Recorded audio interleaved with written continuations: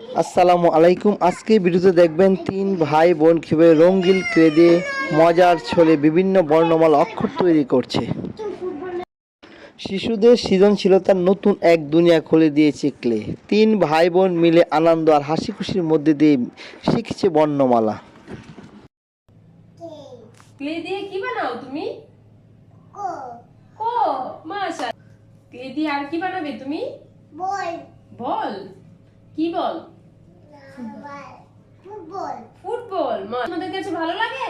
হ্যাঁ। হ্যাঁ।